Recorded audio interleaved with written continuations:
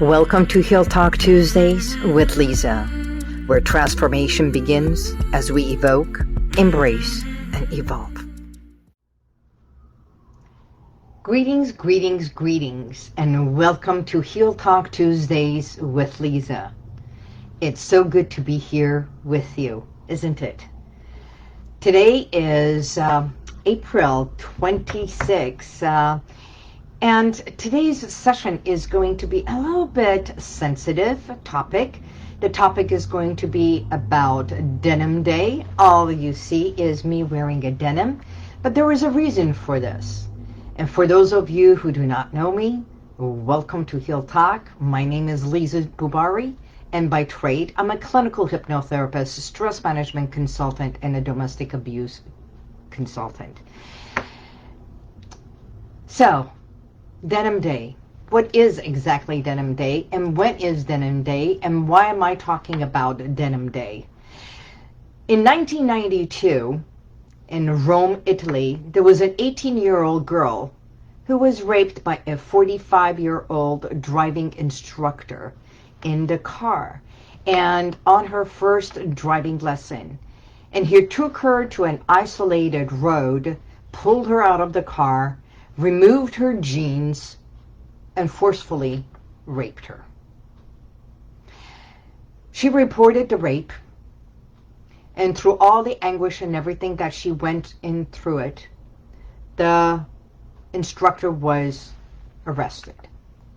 Now what happened was, through years later, of course, and I'm speaking to it as a matter of fact, and we'll get to the emotions, in 1999, the driving instructor appealed this and claiming that the sexual assault was consensual. And the case made it all the way to what is called the Supreme Court in Italy, and the conviction was overturned. And the conviction was overturned by a court judge. And I'm going to read for you verbatim that why he was overturned and released. Because this enraged women to a point that they made it to a awareness of what happens when there is such a sexual assault happening.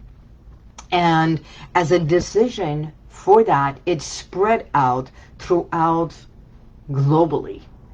Now, in 1999, in Los Angeles, this day, the statement of the court argued that because the victim was wearing jeans, and the jeans were so tight that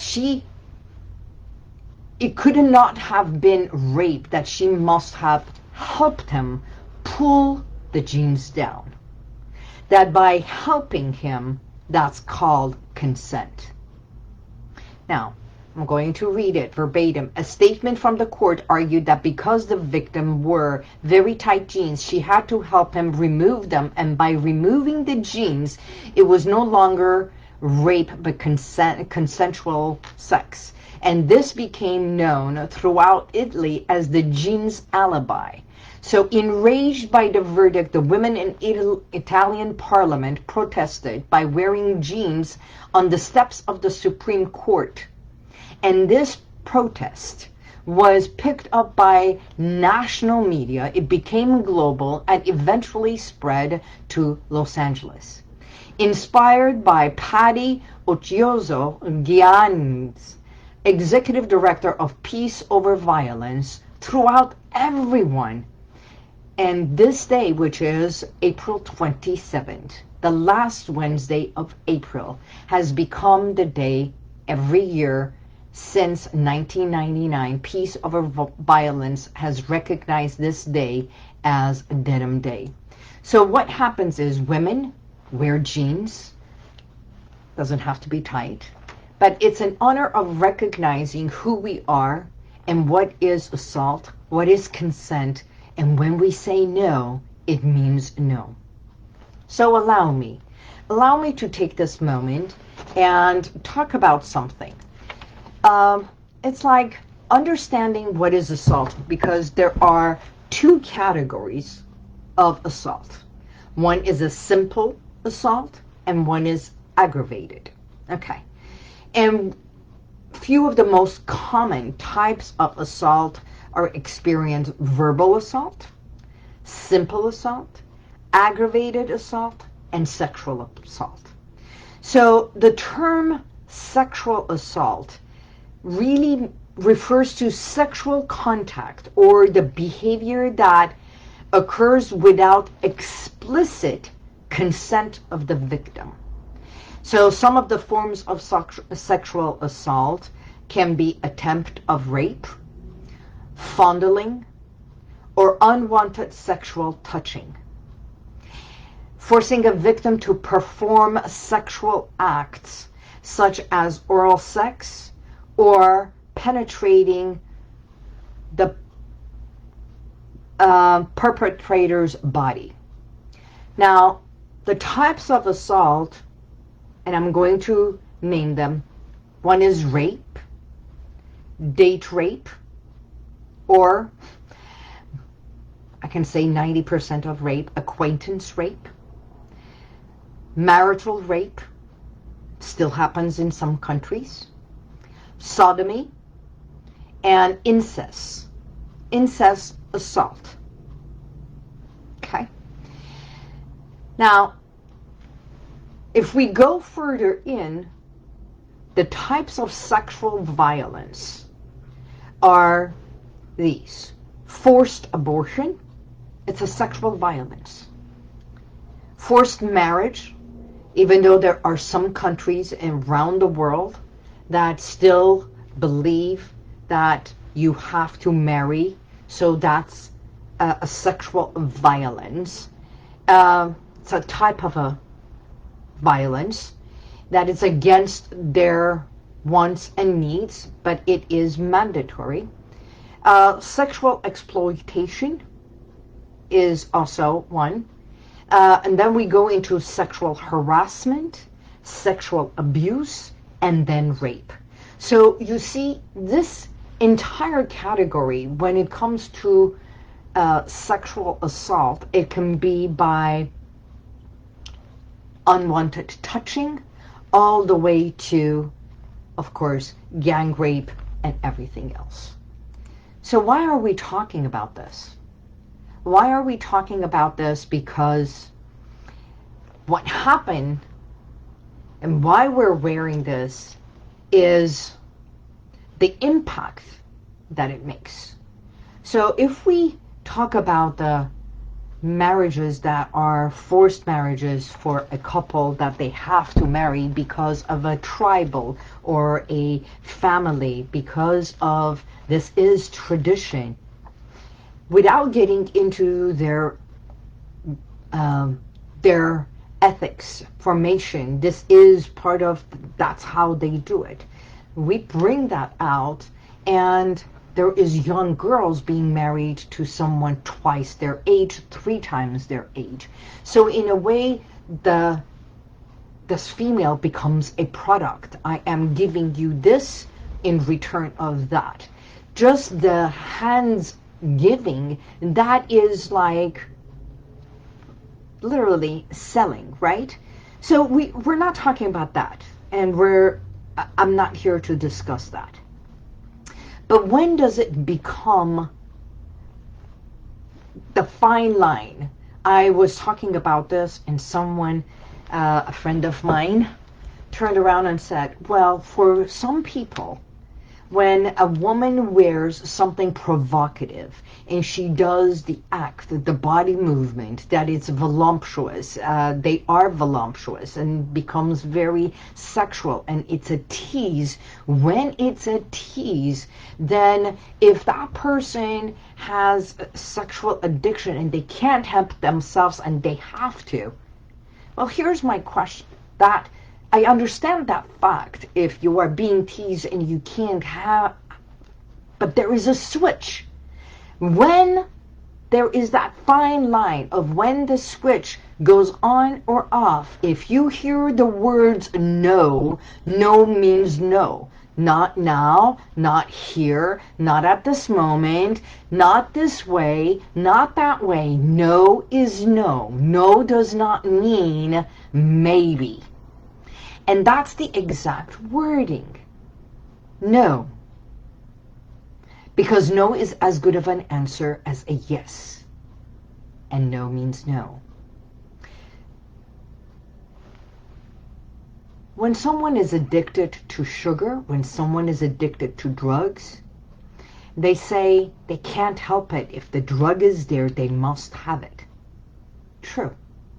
If the sugar is there, you must have it. If the cigarette is there, you must have it. If this is there, you must have it. And you believe you cannot control yourself, and you must have that. But that thing, that sugar, that drug, the gamble, whatever it is, the thing cannot speak and say no. But a human can. And the person who says no is valid. Anything beyond that becomes an assault. So if it is against someone's unwanted, unasked for, uninvited, even if it was a tease, does not mean you can have it. So for some court, a magistrate, a judge, a man, to say that you can't have, that it was a consensual sex because the jeans were so tight you must have helped. And because you helped, that means you gave consent. Allow me to say this as a clinical hypnotherapist working with women, empowering women, helping them feel better, more in peace.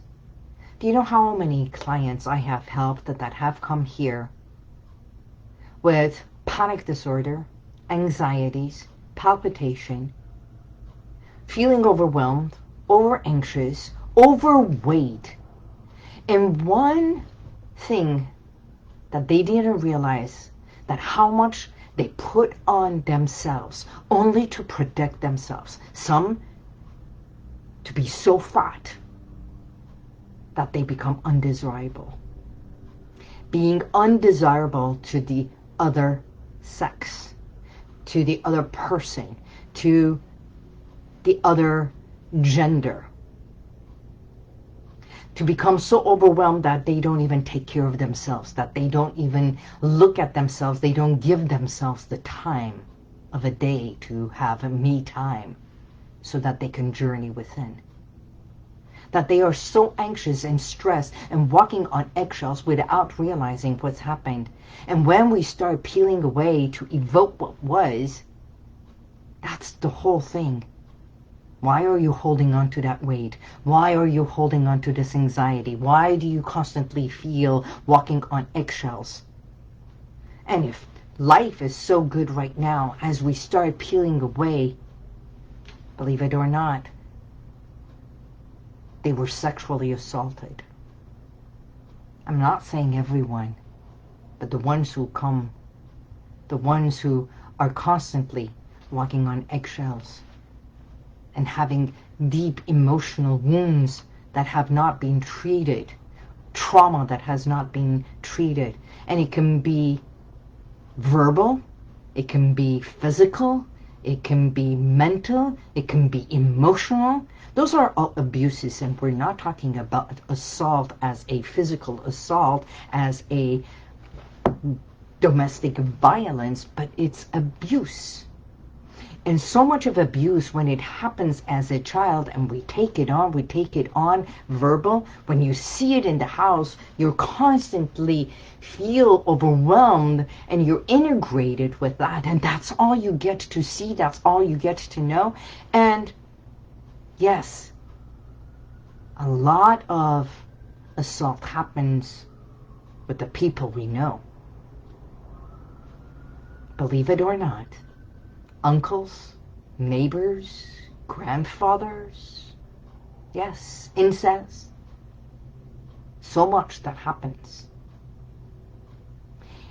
To deal with that when you love the person who is doing, or you care for the person who's doing, and you are told, be quiet, shut up, don't say that, this is our secret.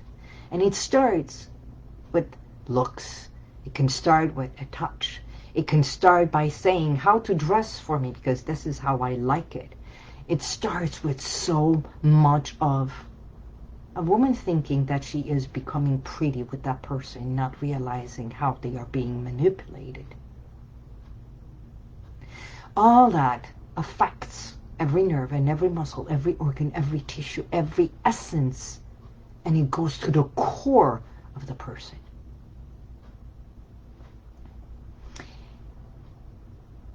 The effects may not show, but it does show. It comes in their behavior. It comes how a woman or a girl comes to isolate herself. It comes how sometimes just the opposite, they become more promiscuous, thinking that this is how I get love. This, if I'm touched, then I am loved. If I am done this, then they want me, then I am accepted, then this is. So, you know, it's like having a drug and not realizing this is called poison versus penicillin. Am I putting penicillin in my body because of my wounds, or am I putting poison thinking that it is penicillin? And it all comes down to perhaps mislabeling, misrepresentations, misunderstandings. But again, no is a no. But a little girl, or even a little boy, yes, even a little boy, a little child, or a young person, and yes, it does happen with adults.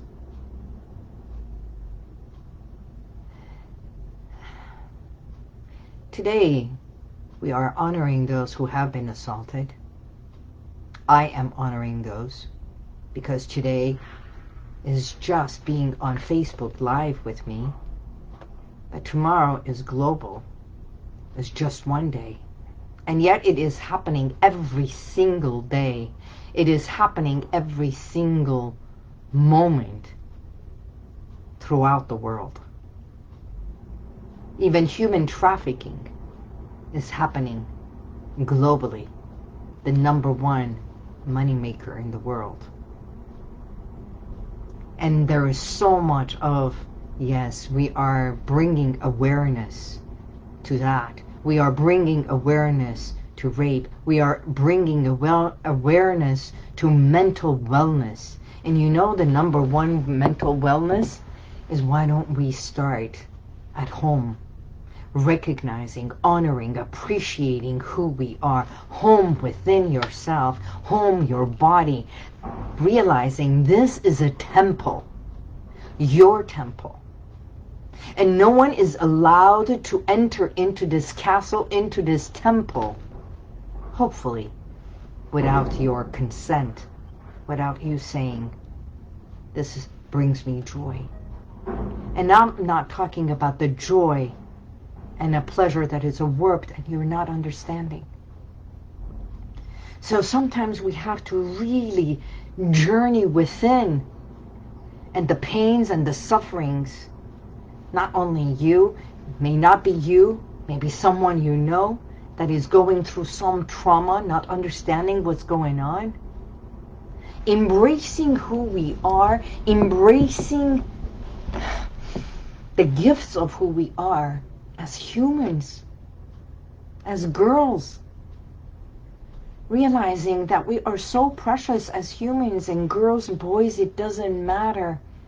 But it's amazing that 92% of sexual assault happens from a man to a woman.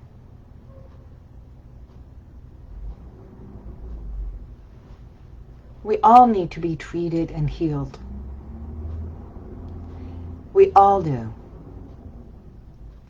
Today's message is to understand, appreciate, and accept who you are. And if we can start teaching and enhancing the minds of our young girls and becoming more aware of what's happening in the household with the people we trust. The day that I told my mom of what had happened to me when I was 10 years old, she was in shock. The first thing she said was, "It's impossible." And then, "Why didn't you tell me then?" But when you are vulnerable, when you're afraid, when you are in fear and you have been told, "Be quiet," they can't know, it affects you and you hold on to it and then you forget about it. But you know one thing that does not forget? Your body. The body does not forget. The body, the muscles have memory. And the muscle has reactions. Because it's not what happens at this very moment. It's what happened then that was not healed, was not repaired, it was not tended to, and that little girl kept quiet and suppressed the emotions, suppressed what has happened.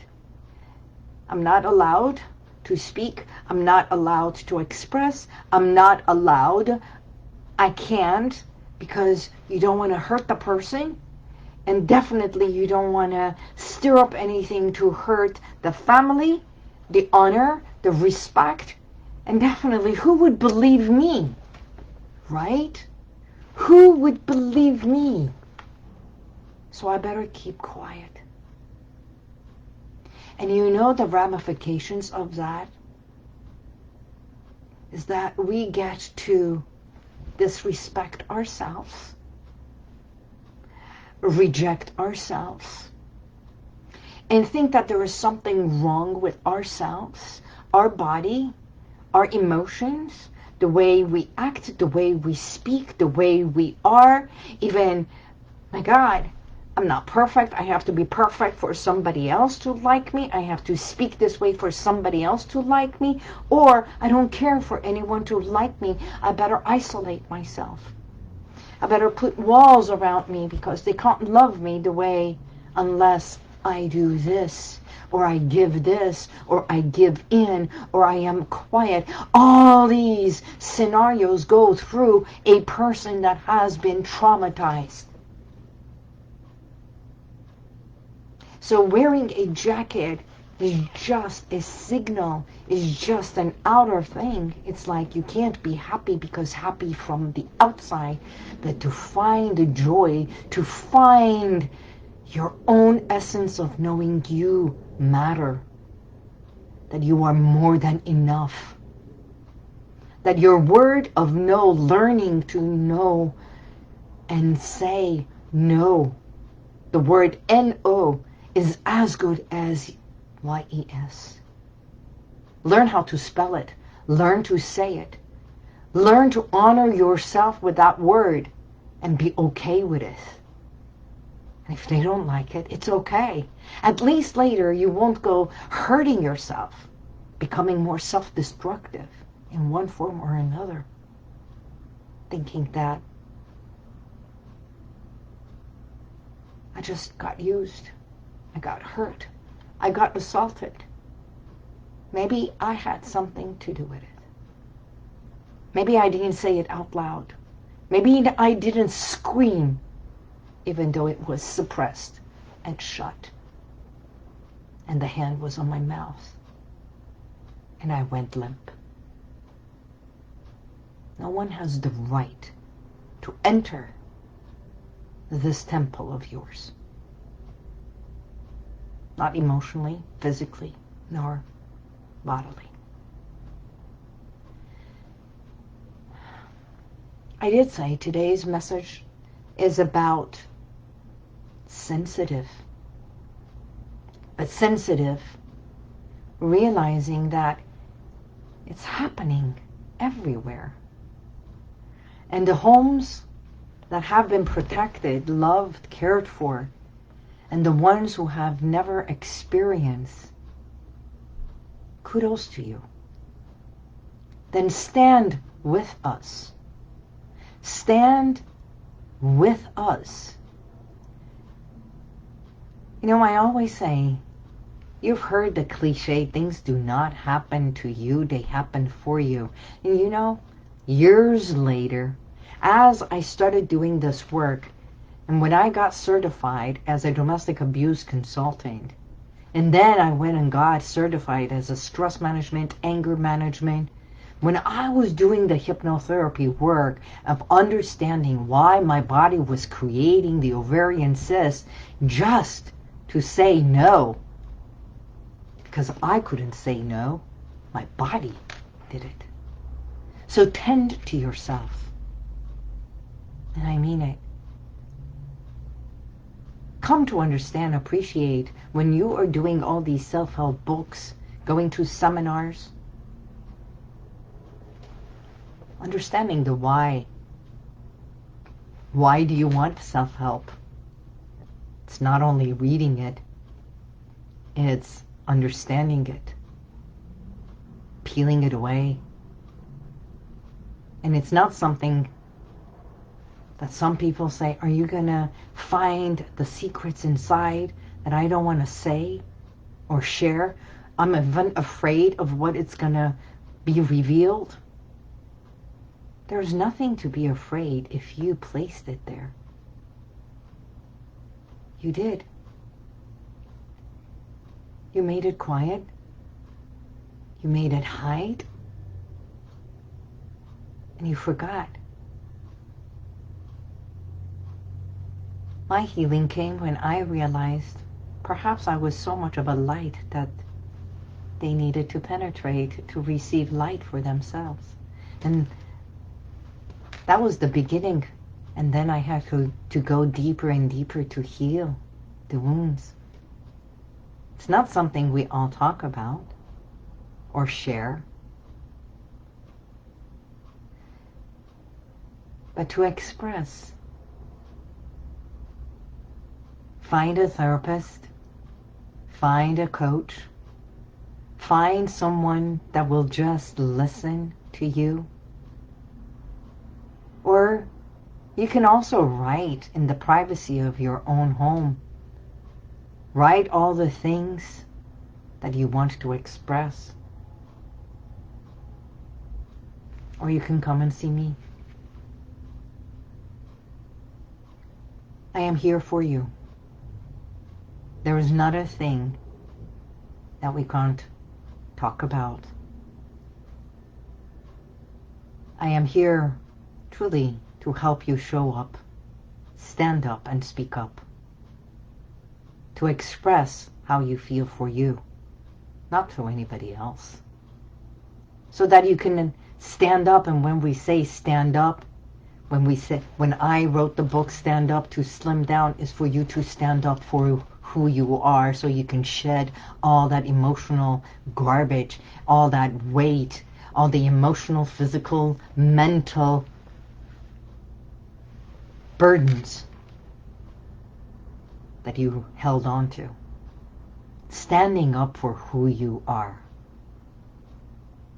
And then so that you can light the road and see the road that you are walking, the path in light, and show up for yourself. So that you can glow with the gift that you are. All because you matter, and you are truly here for a reason. We all have a story, right? But what is your story? Isn't it time for you to wear a jacket and stand in solidarity for who you are? Thank you for being present. As always, said Adrian, someone who thinks you should be safe like a teacher, but you're not. Yes, teacher, clergy. There are so many. And those we trust. And what I want is to realize that it's about time we start trusting ourselves and our gut feelings. Right? So start taking care of yourself, your body, your mind, your spirit, your beautiful who you are before the body breaks you down. And until next week, I truly thank you for being here, for being present. And if this message resonates with you, by all means, would you please share? Share with the ones who must hear this. Share the ones that may want to wear their jeans and understand the significance of the jeans we wear, either torn up or tight. It doesn't matter. You're wearing it for you. And share, subscribe, and be part of our 3E community. My name is Liza, and it's about time we heal within. And until next week, God bless you, and may the universal light surround you. Bye-bye. And if you like this, share it, subscribe, and go to YouTube, and you'll see the rest of all my podcasts.